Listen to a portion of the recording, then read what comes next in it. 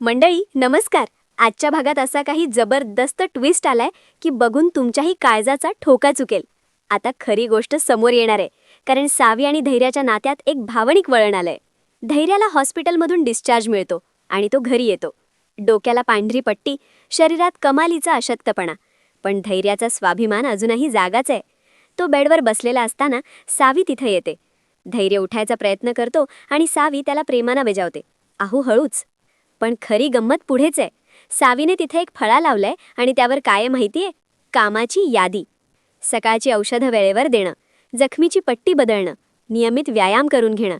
सावी स्पष्ट सांगते, "बघून घ्या माझी कामाची यादी. मी माझं कर्तव्य बजावण्यापासून आता मागे हटणार नाही." धैर्य मात्र अजूनही सावीवर चिडलेला आहे. तो फळ्यावरची यादी बघतो आणि सावीला सुणावतो, "काही गरज नाहीये हे असं खोटं नाटक करायची. मला तुझा हा खोटा सहारा नकोय. गप्प बस तू." धैर्याचे हे शब्द सावीच्या काळजाला घर पाडतात.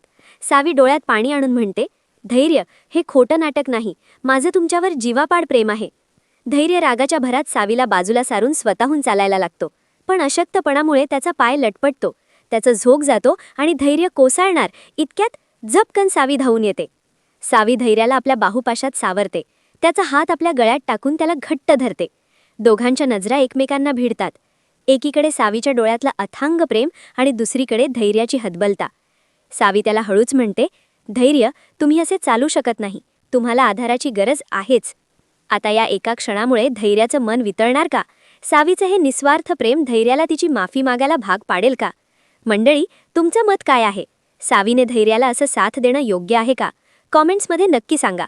अशाच चटपटीत आणि नवनवीन अपडेट्ससाठी आपल्या चॅनलला नक्कीच लाईक करा, शेअर करा आणि सबस्क्राईब करायला विसरू नका.